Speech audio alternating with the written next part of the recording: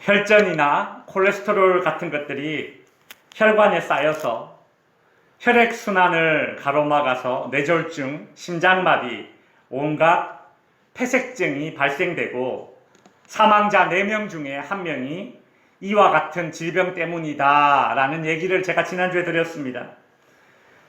이와 같은 원리로 우리 신앙생활에도 영적인 원리가 적용되죠. 우리가 하나님께 은혜 받는 것을 가로막는 것이 있습니다. 더 정확하게 엄밀하게 표현하자면 하나님이 우리에게 베푼 은혜를 우리로 하여금 누리지 못하도록 하는 것이 있다라는 것이죠. 그 중에 첫 번째로 우리가 지난주에 살펴본 것이 열등감이라는 것입니다. 이 열등감은 인간관계뿐만 아니라 하나님과의 관계까지 큰 악영향을 미치게 됩니다. 우리가 신앙생활하면서 자꾸 걸려 넘어지는 사람들 있지 않습니까? 뻑하면 시험 들었다 하는 그런 분들 말입니다. 그 원인이 열등감 때문일 때가 많다라는 것이죠. 우리는 성경에 나오는 인물들 중에 열등감의 대표 주자로 모세를 살펴보았었습니다. 모세가 하나님께 부름받을 때에 그는 열등감에 쩔어 있었습니다. 출애굽기 3장과 4장에 보면 그는 내가 누구이기에 라는 표현을 5번이나 하면서 자신의 사명을 거부하였습니다. 그런데 사실 알고 보니 모세는 애굽의 궁궐에서 40년간이나 고등교육을 받은 사람으로서 이스라엘 백성들 중에 모세만큼 교육을 많이 받던 그런 조건을 갖춘 사람이 없었다라는 것이죠. 이와 반대로 바울은 초대교회 내에서 사도로 인정받지 못하고 있던 그런 실정이었기 때문에 열등감에 빠질 수밖에 없는 그런 조건에 처해 있던 사람이 바로 바울이었습니다. 바울은 고린도전서 15장 9절에서 자기 자신을 이렇게 소개했습니다. 나는 사도 중에 가장 작은 자라. 나는 사도라 칭함을 받기를 감당하지 못할 자니라. 바울은 초대교회 내에서 인정받지 못하고 부당한 대우를 정말 많이 당했지만 그는 열등감에 젖어 살고 있지 않았습니다. 바울의 자기소개는 9절에서 끝나지 않습니다. 10절까지 넘어가면 바울은 나는 사도 중에 가장 작은 자라 라고 말하지만 그러나 내가 나 된 것은 하나님의 은혜로 된 것이니 오직 나와 함께 하신 하나님의 은혜로다 라고 말했죠. 그러나 열등감을 극복하는 그런 단어입니다. 그러나 모세도 그렇고 바울도 그렇고 이 땅의 모든 인간들은 열등감을 가지고 살 수밖에 없는 그런 상황에 한 번은 부딪히게 됩니다. 세상은 끊임없이 다른 사람과 나를 비교하면서 그렇게 비교된 나의 모습에 집중하게 함으로써 스스로 열등감에 빠지게 만들죠. 이 열등감이 다른 사람과의 관계도 왜곡시키고 불화를 일으키게 하고 이 열등감은 영적으로 하나님의 은혜를 가로막는 장애물이 됩니다. 하나님의 은혜를 가로막는 이 열등감이라는 장애물을 치우기 위해 우리는 세상 속에 있는 나에 집중할 것이 아니라 내가 너와 함께 하리라 라고 말씀하시는 그 하나님의 음성을 듣고 그 하나님과 함께 하고 있는 나에게 집중해야 합니다. 세상 속에 있는 나에 집중할 것이 아니라 하나님과 함께 하고 있는 나에 집중함으로써 우리는 하나님의 은혜를 가로막는 그런 장애물들을 제거할 수 있는 것이죠. 여기까지가 지난주의 복습 내용입니다. 오늘은 하나님의 은혜를 가로막는 장애물 두 번째로 죄책감을 살펴보겠습니다. 죄책감의 사전적 정의는 스스로가 저지른 잘못에 대하여 책임을 느끼는 감정, 이것이 죄책감입니다. 스스로가 저지른 잘못에 대하여 책임감을 느끼는 감정이 죄책감이라는 사전적 정의입니다. 여러분, 스스로가 저지른 잘못에 대하여 책임감을 느끼는 이 감정은 인간으로서 어찌 보면 당연히 가지고 있어야 할 감정입니다. 오늘날 어떤 의미에서 이 죄책감이라는 감정이 전혀 없는 듯이 범죄를 저지르고도 뻔뻔한 인간들이 문제입니다. 사람이 죄책감을 가져서 부끄러운 줄 알아야지 변화와 개선과 발전이 뒤따르지 않겠습니까? 그러니 죄책감이라는 것은 마치 이 몰핀이라는 그런 약과도 같습니다. 죄책감 그 자체가 문제가 아니라 죄책감이라는 것에서 벗어나지 못하는 것이 더 큰 문제다라는 것이죠.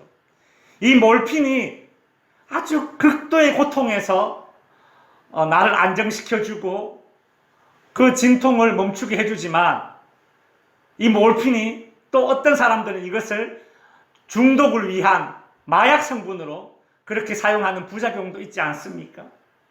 죄책감이 그와 같아요. 죄책감은 우리에게 정말 어떨 때는 꼭 필요합니다. 나 자신의 변화를 위해서, 개선과 발전을 위해서 이 죄책감이라는 것이 내 인생의 터닝 포인트가 되어서 내가 새 사람으로 거듭날 수 있는 그런 계기가 되기도 하지만, 그러나 이 죄책감에 붙잡혀서 오랫동안 그 죄책감 가운데 지내는 것은, 이것은 우리 인생의 매우 큰 문제이자 인생의 마이너스의 삶을 사는 것입니다. 죄책감이 변화와 개선과 발전을 위한 기폭제 역할로서 쓰임받는 그런 감정이 되어야 됩니다. 그것이 죄책감의 긍정적인 영향이죠. 그렇지만 과거의 죄책감이 나의 현재를 망치고 있다면 이는 죄책감이라는 이 정서를, 이 감정을 마귀 사단이 하나님의 은혜를 가로막도록 하기 위해서 우리 앞에 장애물로 설치해 놓은 것이 됩니다. 사탄은 끊임없이 죄책감을 이용해 우리를 무너뜨리려고 합니다. 너는 하나님의 은혜를 받을 자격이 없어. 너는 이런 일을 할 만한 인물이 못 돼. 네가 한 일이 있는데 그게 잘 될 것 같니? 너는 용서받지 못할 거야. 사탄은 이런 생각들로 우리의 현재를, 미래를 죄책감이라는 감정에 얽매이도록 묶어둡니다. 그런데 의외로 많은 그리스도인들이 이러한 죄책감을 그리스도인들이 추구해야 할 참회의 표징, 거룩의 상징으로 혼돈하는 경향이 있습니다. 중세시대에 수도원 운동이 한참 번영할 때 사람들은 죄책감을 많이 느끼고 또 오랫동안 죄책감에 사로잡히는 것을 거룩성과 연결시켰습니다. 그래서 죄책감으로 자신의 종아리와 허벅지를 회초리로 스스로 때리고 자신의 등을 스스로 채찍질하는 그런 행동을 했었습니다. 무릎 꿇고 기도할 때에도 그냥 무릎 꿇고 기도하는 것이 아니라 이 바닥에 돌이나 기와조각 같은 것을 놓고 그 위에 무릎을 꿇고 앉아서 내 몸에 상처가 나도록 했습니다. 그리고 이것을 마치 내 몸에 생긴 거룩한 훈장처럼 그렇게 여겼습니다. 그러나 우리가 알아야 할 것은 오랜 시간 동안 죄책감에서 벗어나지 못하는 것과 거룩성과는 아무 관련이 없습니다. 앞에서도 잠시 말씀드렸듯이 죄책감은 사람들에게 변화와 개선을 위한 기폭제 역할을 하듯이 우리 그리스도인들에게 죄책감은 참회의 자리로 이끌기 위한 수단으로 사용되어야 할 감정이지, 이 죄책감이 우리를 우울증이나 무기력으로 이끌어서는 안 되는 것이죠. 성도 여러분, 하나님은 우리 인간들로 하여금 죄를 짓고 나서는 수치심을 느끼도록 만들었습니다. 창세기 3장 9절과 10절에 보시면 여호와 하나님이 아담을 부르시며 그에게 이르되 네가 어디 있느냐?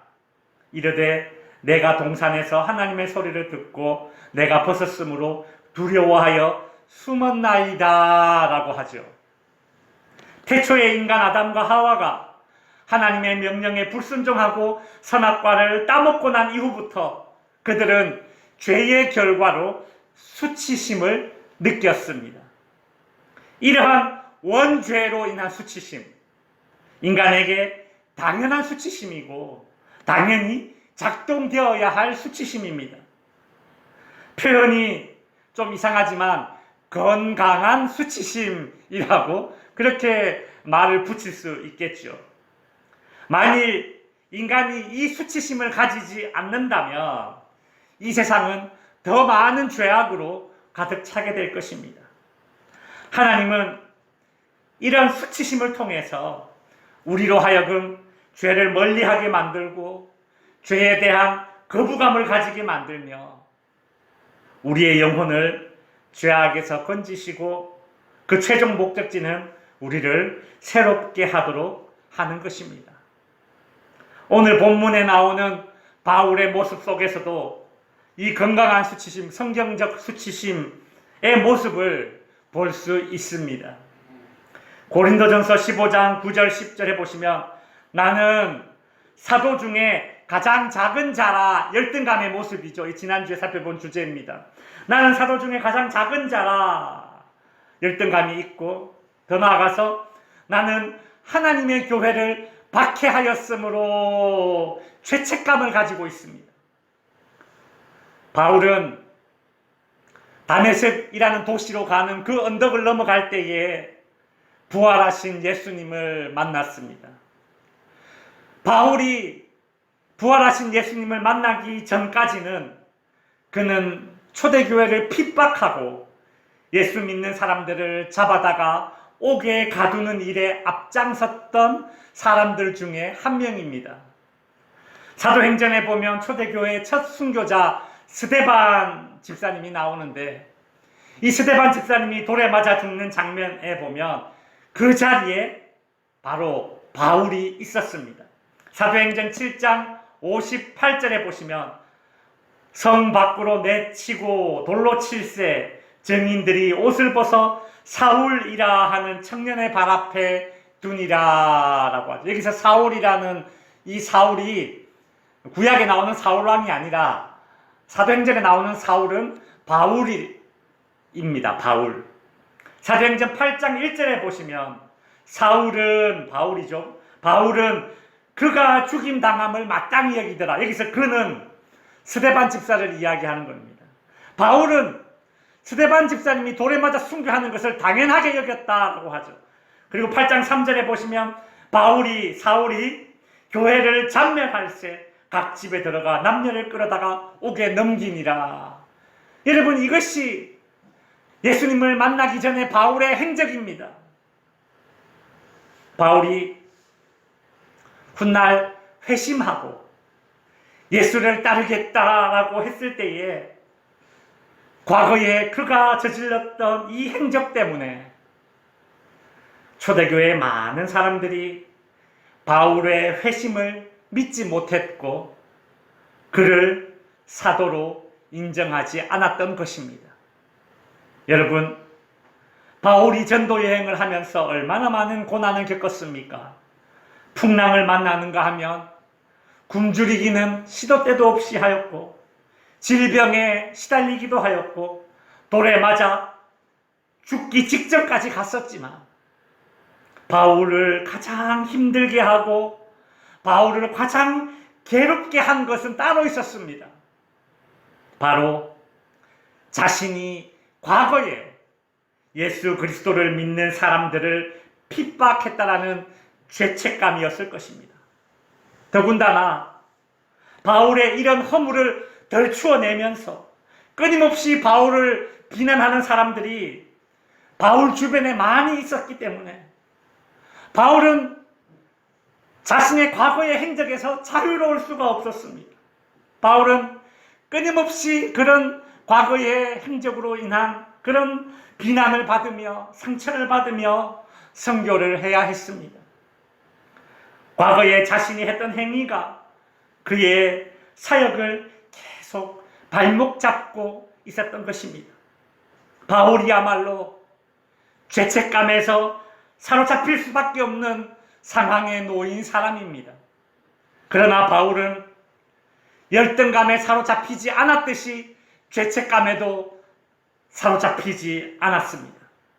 고린도전서 15장 9절 10절 나는 하나님의 교회를 박해하였으므로 사도라 칭함받기를 감당하지 못할 자니라. 그러나 나의 나 된 것은 하나님의 은혜로 된 것이다 라고 고백하고 있습니다.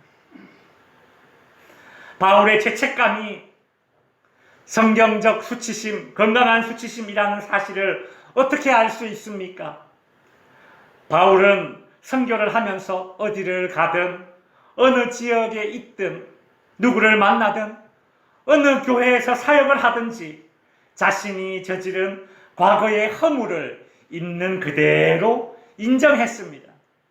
바울은 자신의 과거의 그 잘못된 행적을 감추려 하지 않았습니다. 빌립보서 3장 5절 6절에 보면 바울은 이렇게 이야기합니다. 나는 8일 만에 할례를 받고 이스라엘 족속이요 베냐민 지파요 히브리인 중에 히브리인이요. 자신의 장점을 이야기합니다. 그럼과 동시에 율법으로는 바리새인이요. 그 다음에 자신이 저질렀던 지나간 과거의 과오를 있는 그대로 인정하죠. 열심으로는 교회를 핍박하고 율법으로는 흠이 없는 자다. 그렇게 자기 자신을 이야기했습니다. 바울이 자신이 과거에 저지른 잘못과 허물을 그대로 인정하고 있다는 것은 그것이 지금 죄책감이나 수치심이 되어서 자신을 더 이상 괴롭히고 있지 않다라는 그런 증거입니다. 여러분 정말 상처받으면 말 못해요. 정말 미운 사람한테는 아유 꼴보기 싫어 이런 말 못해요. 마음속에 담고 있죠. 그렇죠? 진짜 죄책감이 있는 사람은 자신의 지나간 날을 이렇게 입으로 말할 수가 없습니다.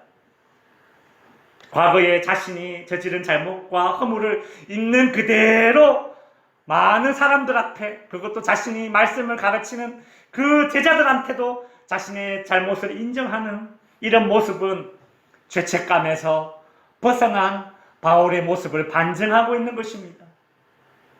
바울은 늘 자신의 허물을 인정했지만 죄책감으로 인해서 우울증에 빠지지도 않았고, 더욱더 중요한 것은 자신의 전도 여행을 포기하지도 않았다라는 것입니다.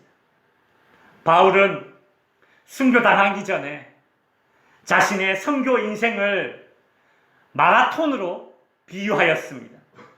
빌립보서 3장 13절 14절에 보시면 바울은 이렇게 말합니다.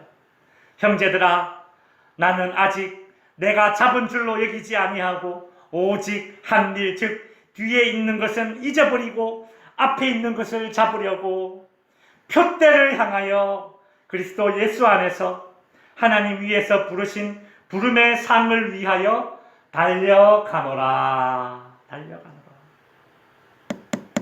한 칸 넘겨야죠. 바울이 하나님의 교회를 핍박했다라는 이 죄책감에 사로잡혀 있었다면 그는 결코 하나님의 일을 하지 못했을 것입니다. 말씀을 정리하겠습니다. 성도 여러분, 죄책감이 여러분을 두려움이나 불안이나 염려나 미움이나 무기력의 상태로 이끈다면 지금 마귀가 그 죄책감을 올무로 사용하고 있다라는 것을 눈치채야 합니다. 다시 한번 말씀드립니다. 죄책감이 여러분을 두려움이나 불안이나 염려나 미움이나 무기력의 상태로 이끈다면 그 죄책감은 마귀에게 도구로 사용되고 있는 죄책감입니다. 마귀는 우리가 숨기고 싶어하는 그 과거를 이용해서 우리에게 죄책감에 사로잡히도록 하여 우리의 현재를 망치려 드는 것입니다.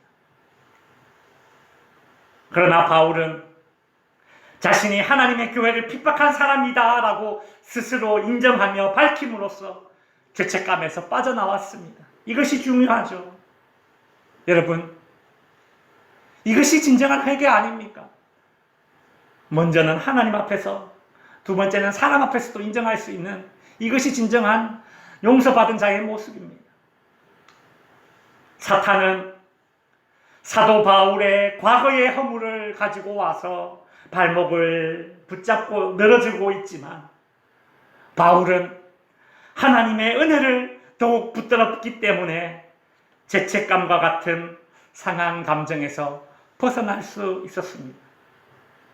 바울처럼 과거에 나의 허물이 있는 그대로 그냥 인정하고 마귀가 내 과거를 발목 잡는 것보다 내게 베푸시는 하나님의 은혜가 더욱 견고하다는 사실을 믿고 하나님의 은혜를 내가 붙듦으로 죄책감에 발목 잡히지 않기를 바랍니다. 과거의 나에 의해서 현재의 내가 우울해진다거나 두려움에 빠진다거나 무기력하게 되지 말아야 합니다. 바울은 나의 나 된 것은 하나님의 은혜로 된 것이니 라며 고백했습니다. 맞습니다. 나의 나 된 것은 오직 하나님의 은혜임을 강력하게 붙드십시오. 과거의 나도, 현재의 나도, 미래의 나도 오직 하나님의 은혜로서 존재할 뿐임을 믿으시기 바랍니다. 기도하겠습니다. 하나님 아버지,